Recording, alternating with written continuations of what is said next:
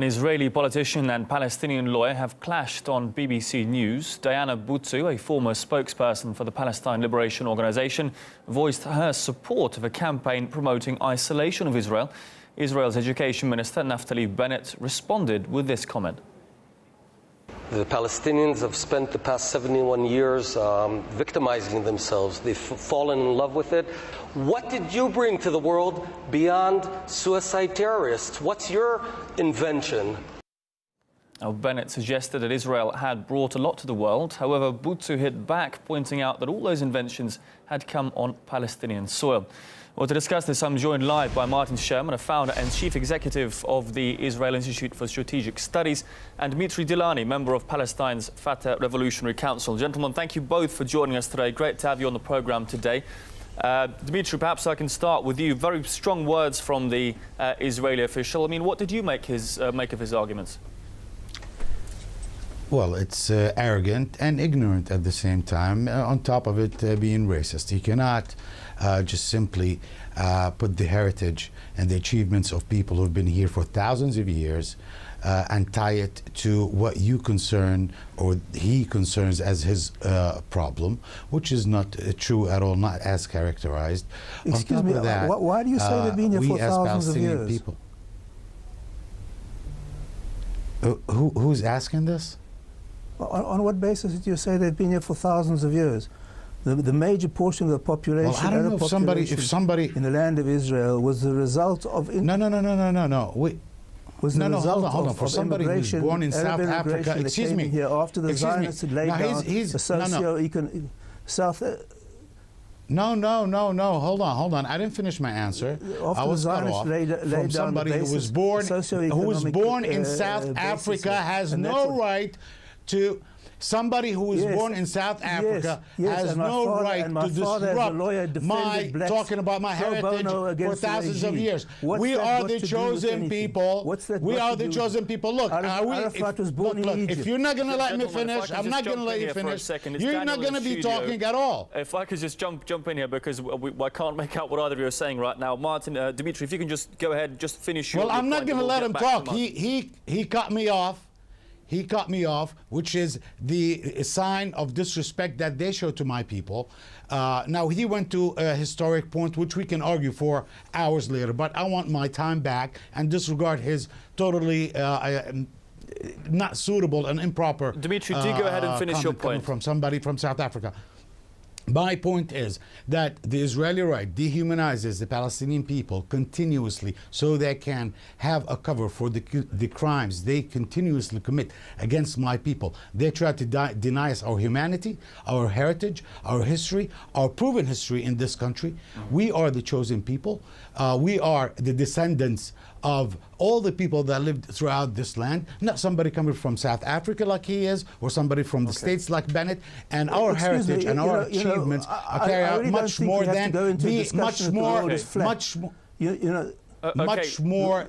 what damage they brought to humanity. This is absolutely impossible. This is absolutely impossible. You know, what difference does it make if I came from South Africa? My father defended blacks against the regime pro bono as a lawyer. So what about that? Okay? No, but you carry apartheid ideas. The whole thing, the whole Palestine. What's got to do with apartheid?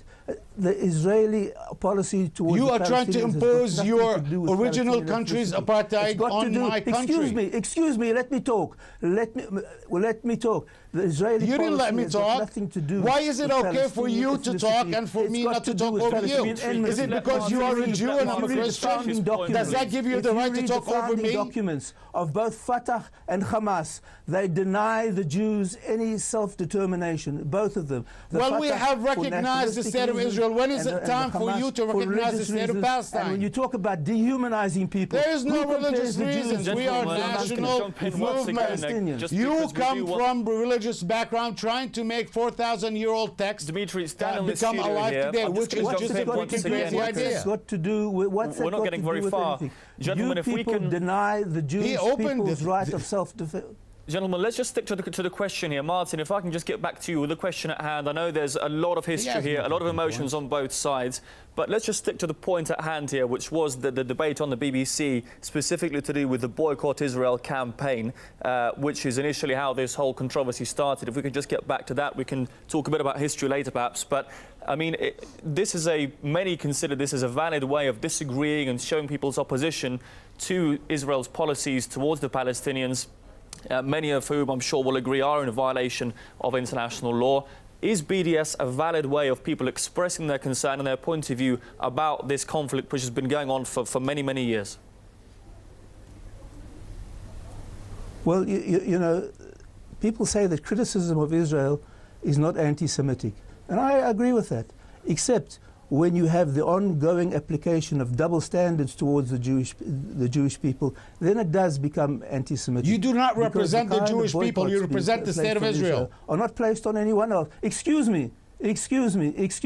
So it's not only really you double do not standards, represent the Jewish people. Standard. World Jewry has nothing to do with your crimes. The Jews are held to standards. The Jews are held to standards that no Don't other speak on behalf of the Jews. Dimitri, you have nothing to do with it. You're an Israeli right-wing national fascist racist person. So don't put that on the backs of the Jews. Of the Jewish people. Israel is the nation state of the Jewish people, and that's what is established. No, Israel is the state of its citizens, supposedly, but it's a racist state. Was the nation state for the Jewish people, and the Arabs tried to annihilate them. Why then? The Arabs tried to annihilate them. Why is it then the majority of Jews are outside the state of Israel? First with conventional military means. When they were defeated, now they've tried terrorism. The Palestinians have a racist founding document. You occupy us. You are the one that comes with a racist background, with a racist package, and you're trying to impose it on my people. It's not going to happen. To try and renounce the state of Israel and the nation state of the Jewish people. That is the only. We recognize the state of Israel. When are you going to recognize the state of Palestine?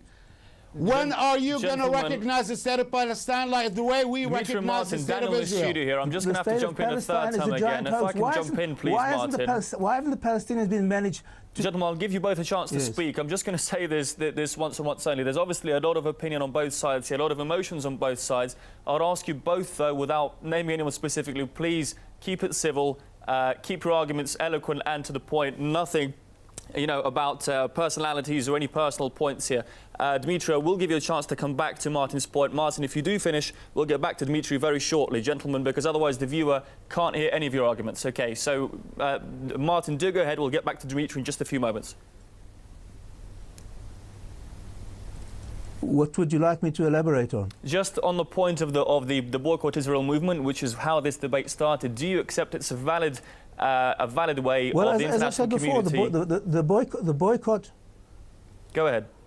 The boycott, again, is a means to try to delegitimize Israel, to try to delegitimize the Jewish people's right to self-determination. And it's a double standard which is applied only to Israel. No other country with policies far more discriminatory and far more undemocratic has been subjected to such a policy. So what I'm saying is that the BDS is basically an anti-Semitic initiative. Okay, Dimitri, do you... It's only being applied to the Jewish state. Do you buy that argument, Dimitri, that BDS unfairly targets Israel, it disproportionately targets people who are perhaps, ordinary Israeli citizens who are not involved in any sort of persecution of the Palestinians? Is this really a constructive way to go about things as opposed to encouraging people to come together and have dialogue and negotiation? BDS is a form of non-violent resistance. It's a statement against the only lasting colonial occupying power in the world today. They are not the Jewish people. They do not represent the Jewish people. The government is not elected by the Jewish people. They are elected by the people of the state of Israel. Excuse me, so claiming that this is outrageous. they represent the state. Look, so now you're taking advantage like you are used to. You're a settler, so you're used to taking advantage of people's last minute trying to talk. You're taking my right to talk. well, I'm not going to let you have that. Now, the state of Israel has proven day after day that it's committing human rights violations and crimes against the Palestinian people. It is an occupying power. This occupation is time to end. We have recognized the state of Israel. The state of Israel has not recognized the state of Palestine. The racist package that comes with you, with your guest, he is trying to impose his apartheid ideology, which he brought from his home country, South Africa, in 1971 what to this has country. It got to do and with we apartheid? are You trying know, to stop for 2 decades, for 2 decades, Judea and Samaria. What 2 decades? You've been occupying us for 71 years. You have killed thousands of Palestinians. You have displaced 8 million Palestinians living in diaspora today. You are giving my land to people that you think that they are the chosen people. You're trying to make 4,000-year-old texts come alive today. You are just crazy cuckoos. We are running out of time, I'm afraid. You have both had a chance to give your final statements here. I'm afraid we are out of time. Martin Sherman, founder and chief executive of the Israeli Institute for Strategic Studies, Dimitri Diliani, member of Palestine's Fatah Revolutionary Council. Thanks both for coming on. Appreciate your time. A lot of emotion and arguments on both sides. We'll be glad to have you on again at some point in the future. Thanks so much.